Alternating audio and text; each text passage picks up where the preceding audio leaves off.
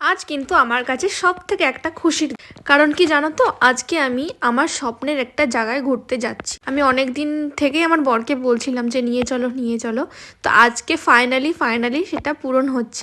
কোথায়, তো তোমরা ভিডিওটা দেখলে পুরোটাই বুঝতে পারবে কোথায়। তো হ্যালো এভরিওয়ান, আমি সখী। তোমরা সবাই কেমন আছো? আশা করছি ভালো আছো, আর আমিও ভীষণ ভালো আছি। আমার চ্যানেলে সবাইকে ওয়েলকাম জানিয়ে আমি একটা নতুন ভিডিও স্টার্ট করছি। তো আজকের আকাশটা তো দারুণ ছিল, আর পুরো রোদ। অন্যদিন তো কুয়াশা থাকে, আজকে রোদ। এখানে চারিদিকের ভিউটা অসাম ছিল, আর এই ঘর বাড়িগুলো তো আমার ভীষণ পছন্দ হয়েছে। এই আসলে পাহাড়ি এলাকায় এই ঘরগুলো আমার ভীষণ ভালো লাগে। তো আরেকটু পরেই কিন্তু তোমরা একটা জিনিস দেখতে পাবে। আর আজকের ব্লগটা কিন্তু একটু বড় হবে, তো তোমরা একটু ধৈর্য ধরে আমার ভিডিওটা দেখো। তো আমাদের সাথে একটা ঘটনা ঘটে গেছে। আমরা যেখানে প্রথমে ভেবেছিলাম যে ঘুরতে যাব, সেই জায়গাটা বন্ধ করে দিয়েছে, এখন ওখানে যেতে দিচ্ছে না। তো আমরা সেখান থেকে ঘুরে আমাদের ডিসিশন চেঞ্জ হলো যে না, ওই জায়গায় যাওয়া যাক। আর তোমাদের সাথে বলতে বলতেই দেখো ওখানে বরফ পড়া এখান থেকে স্টার্ট হয়ে গেছে।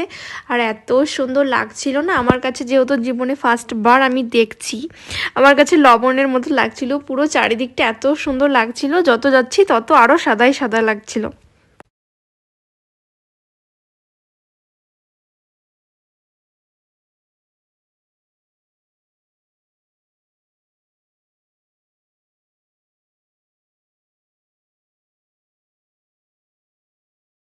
আর জায়গাটা যেহেতু সুন্দর হলেও এই জায়গাটা কিন্তু খুব একটা ভালো নয়। তো তার জন্যে আমরা চেষ্টা করছিলাম একটু তাড়াতাড়ি ঘুরে আবার চলে আসার জন্যে।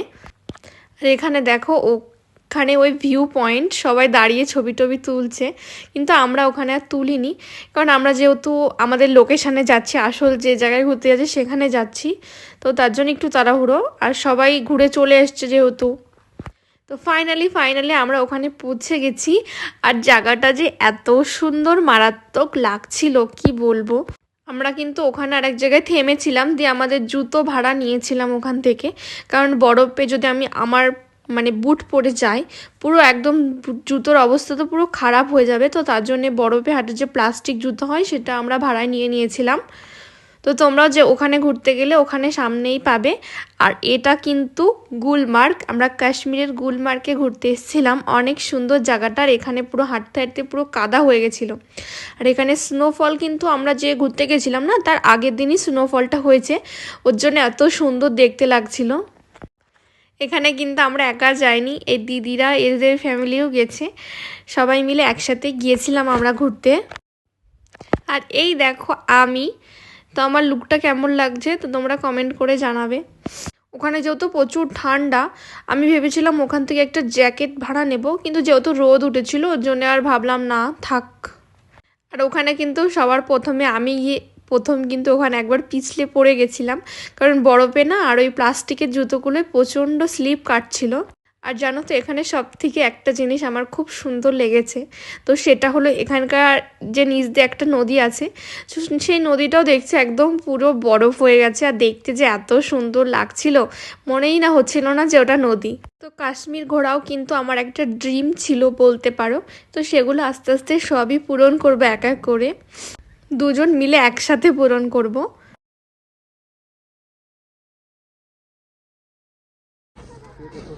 তো অনেক সুন্দর ভিউ, ওরা খেলছে।